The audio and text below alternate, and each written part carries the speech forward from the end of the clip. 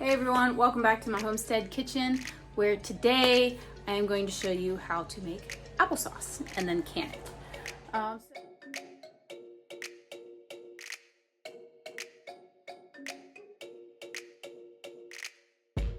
So this is pretty easy. Again, I follow the recipes from the Ball Complete Book of Home Preserving. I also learned a lot from Living Traditions Homestead when I first started canning tomatoes. She was wonderful and very helpful in her step-by-step process. So Living Traditions Homestead was a wonderful place to start. So I do follow the recipe for seasoned tomato sauce in this book. It's on page 364. Seasoned tomato sauce.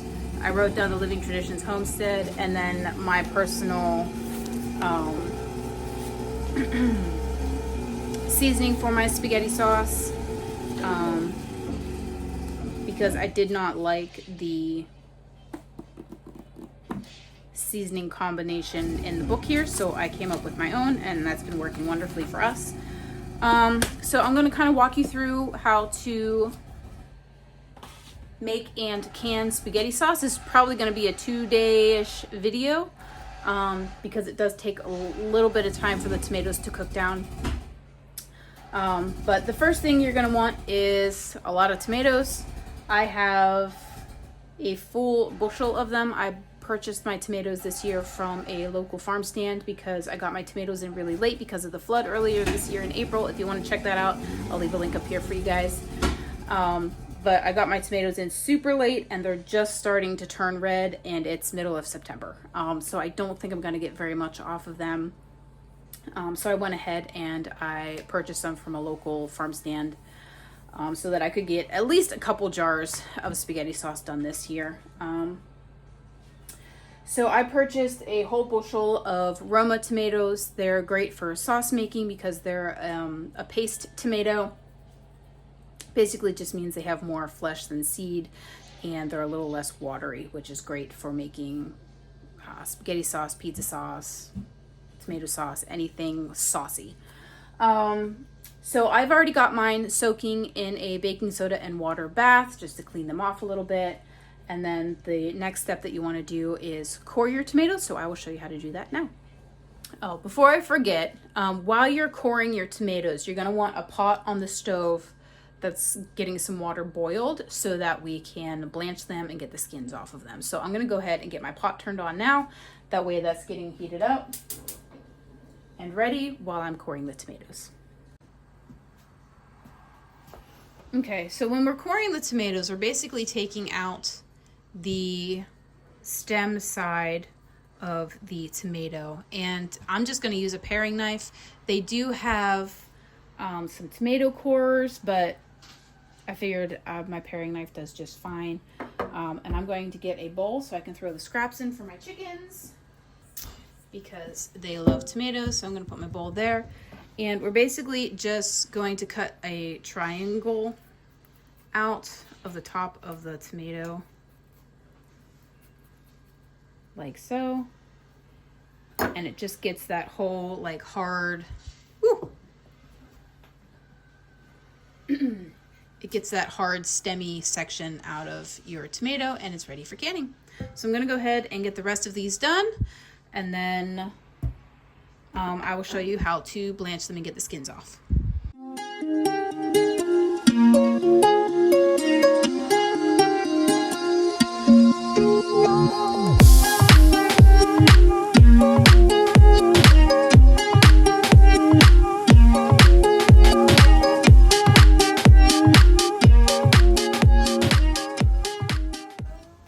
Alright, so we got all of our tomatoes cored and ready to go, and the pot of water behind me is boiling. So I'm going to show you how to blanch your tomatoes and get the skins off. But before I do that, I'm going to empty the sink and fill it up with cold water and some ice packs, because we want to dunk these in ice cold water after they're done blanching. So let me go ahead and do that first, and then I'll take you over to the stove. All right, so we are over at the stove. You grab my tool.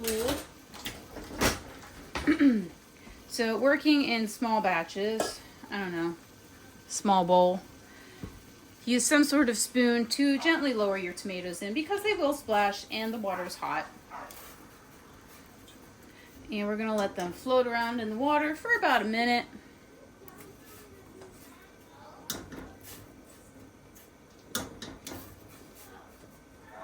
Once you notice that they're starting to wrinkle or crack, you can go ahead and pull them out.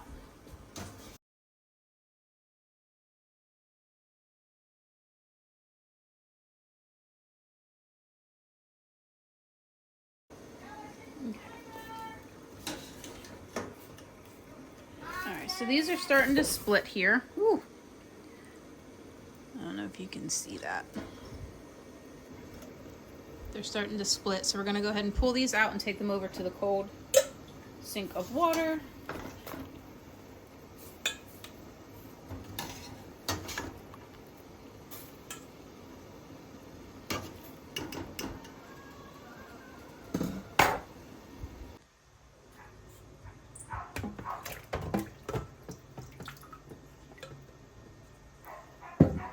Okay, we're gonna let them cool off in there a little bit while I add some more to the pot to skin. All right, so once they've sat in the sink for a little bit and are cool enough to touch, the skins should just peel right off. Now I'm going to put my skins aside and save them because I have something in mind for them, so I'm going to stick them in a separate bowl. And then I'm going to take the skinned tomato and toss it right in my roaster.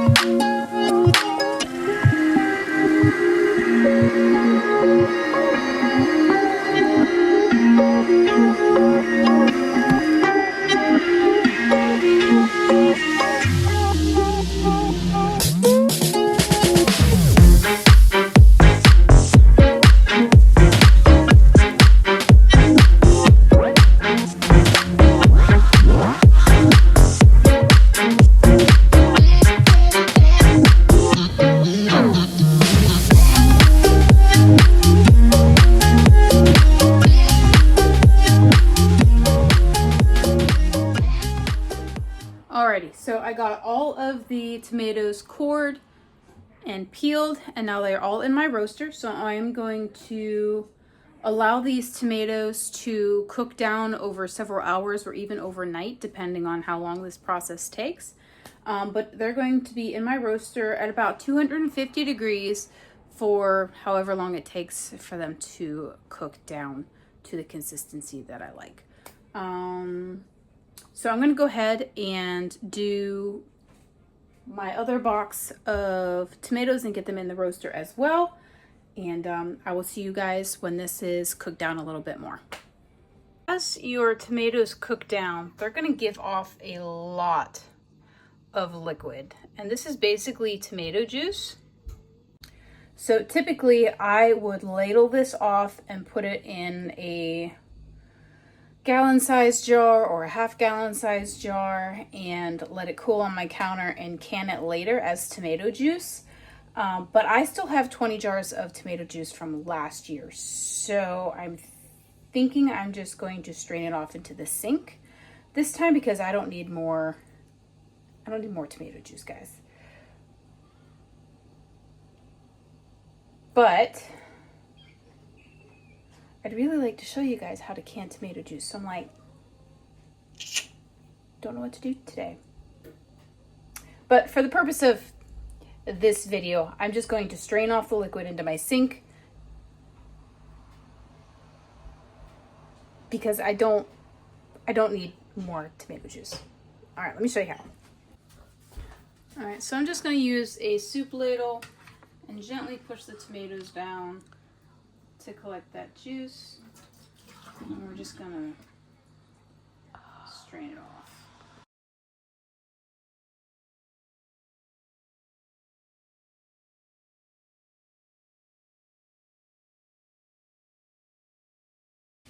Alright, so this batch of tomatoes is most likely going to take all night to cook down to the consistency that I want it to. So I'm going to leave off here for the night, and I will see you guys tomorrow. Good morning, everyone. We are back for day 2 of our spaghetti sauce making process. I've let my tomatoes simmer on 250 overnight. This morning, I was able to strain off 2 big jars like this. So I will be showing you guys in another video what to do with your tomato juice that you pull off of your spaghetti making tomatoes.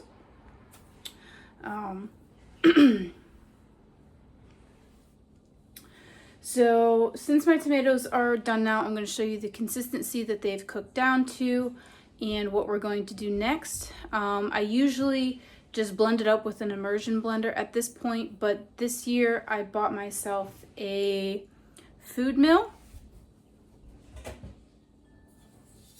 Is this? With the hopes of removing all of the seeds from my spaghetti sauce. Because as much as I love my recipe for spaghetti sauce, I've noticed that leaving the seeds in there adds a tartness or a sourness to the spaghetti sauce, and I'd really like to get those out of there. You can remove the seeds in the coring and peeling process of your tomato. So you would core your tomato, then you would blanch it and peel it, and then you would cut it and remove the seeds at that point. But I've just never done that because the tomatoes that I grow are usually on the smaller side and it's harder to get the seeds out. So I usually just let it go. But anyway, this year I bought a food mill and I'm going to give that a shot and see how that works. So let me bring you over here to the sink where I have my food mill and bowl set up. And I'm going to show you the consistency of the tomatoes and how they cook down. All right, so here's my roaster that I use. It's just from Nesco. Remove the lid. Set it over on the stove. So this is the consistency that my tomatoes have cooked down to.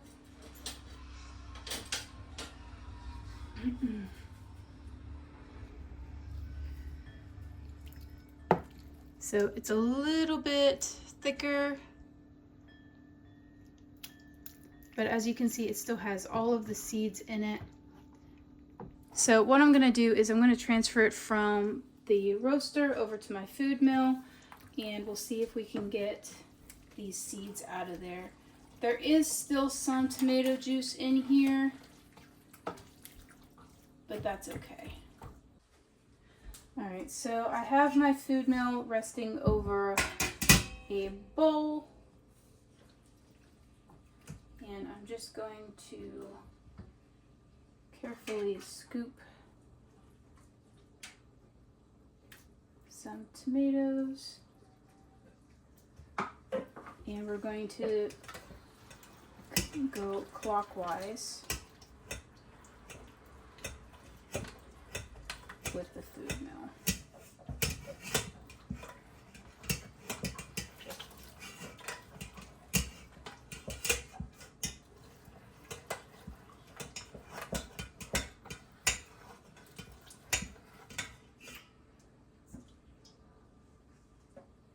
Well, we might get a few seeds, but this will definitely help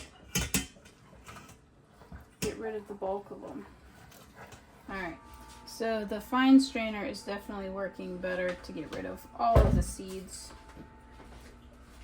from the tomato mixture. It's just going to take a little while to get it all through the mill. So I'm going to go ahead and get the rest of this processed, and then I'll see you guys at the end.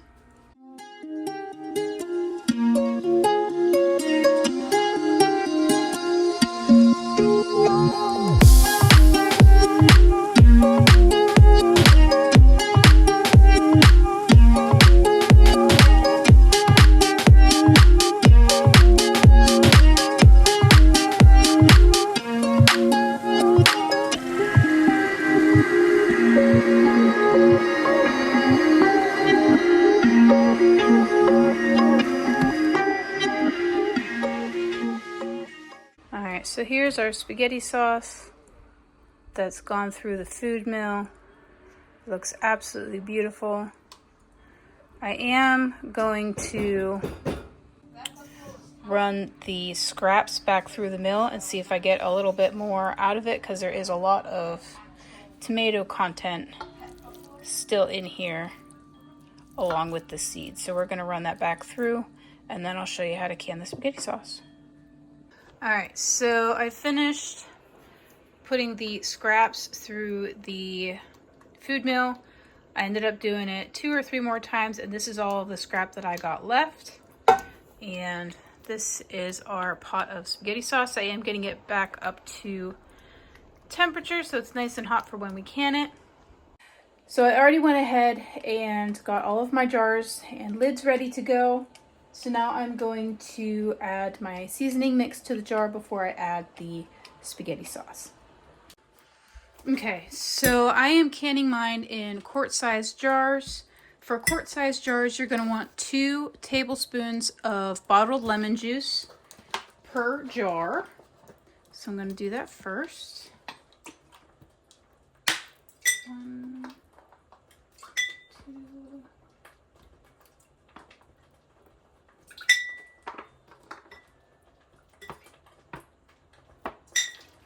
2.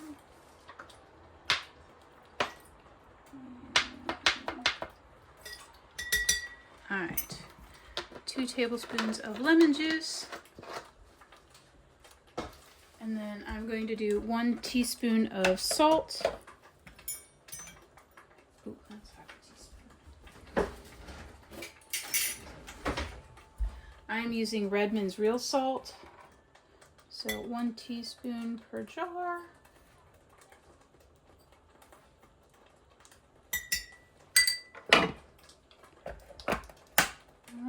And then 1 teaspoon of granulated garlic or garlic powder. So 1, 2, 4. And then I'm going to do 2 teaspoons of Italian seasoning. You can make your own Italian seasoning blend if you want. I just get mine from Sam's Club. It's just a little bit easier.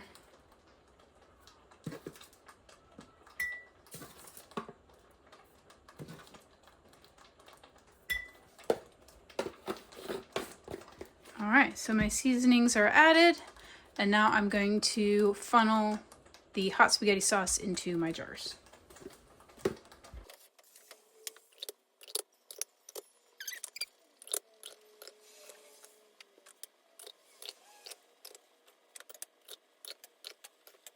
I'm going to go ahead and get any air bubbles out now.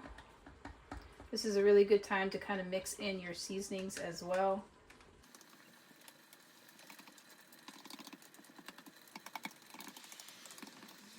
Adjust my headspace just a little bit because some of these are a little lower than I would like.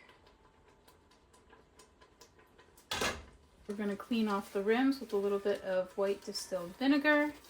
Again, so we make sure that we get a nice seal on our jars in the canner.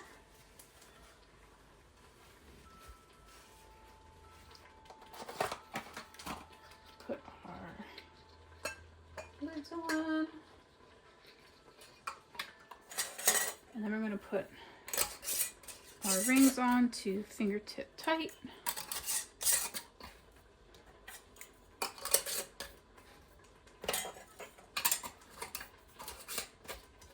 And they're ready to go in the canner. So for spaghetti sauce, we're not going to be using the water bath canner like I used in some of my previous videos. We're going to be using the pressure canner. And I'm going to show you how to get that set up. So I already have it on the stove here, and we're going to fill it up with about 1 inch or 2 of water. Make sure that you have your tray down on the bottom before you put your jars in.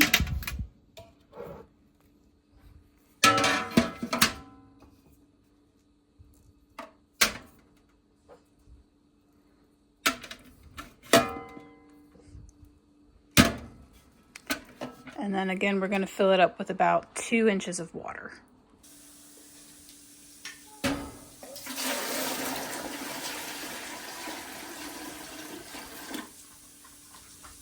We have our water in there. We're going to put our lid on.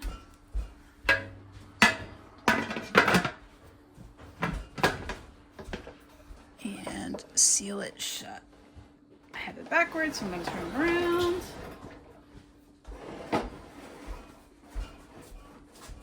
All right, we're going to turn our stove on medium high and let it get up to temperature. We are not going to put the weighted gauge on or weighted valve on yet. We're going to wait until we see steam coming out of here. And I will see you guys when we start seeing the steam. All right, so once your vent here starts steaming like this, you want to let it do that for about 10 minutes, and then you're going to put the weight on top of there. So I'm going to set a timer for 10 minutes. All right, now that we have our weight over the vent, we want to get our gauge up to 10 pounds, and then we will process them at 10 pounds for 15 minutes. Once your gauge gets up to the 10 pounds, I like to usually let it go at about 11 pounds. But once it gets to the pound pressure for your altitude, mine is a 10 or 11. So like I said, I usually hover at about 11, just to make sure that it's, at the right poundage for my altitude.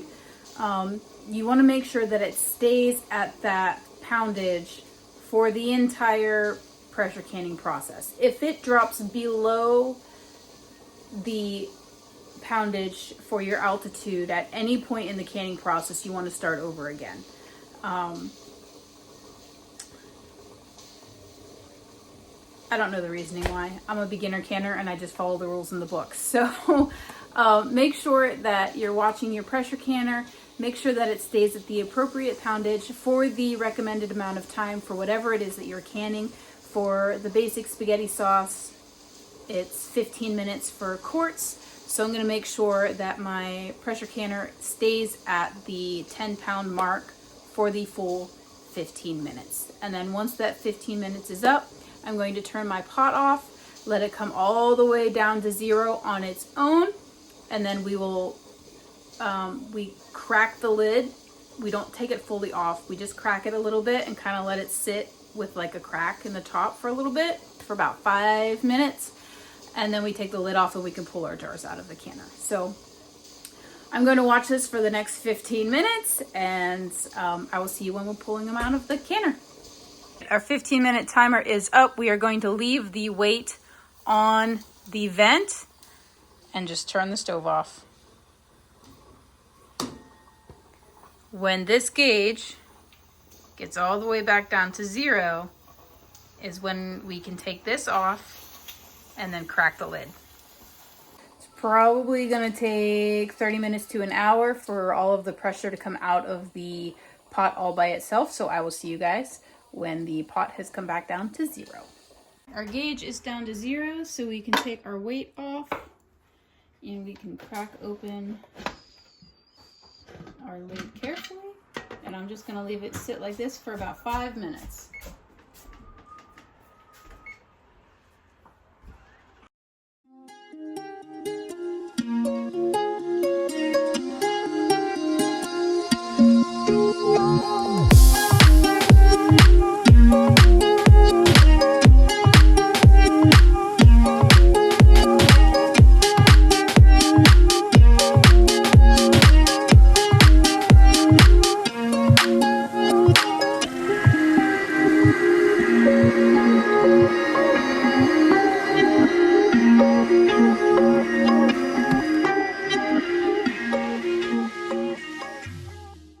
And there's our spaghetti sauce.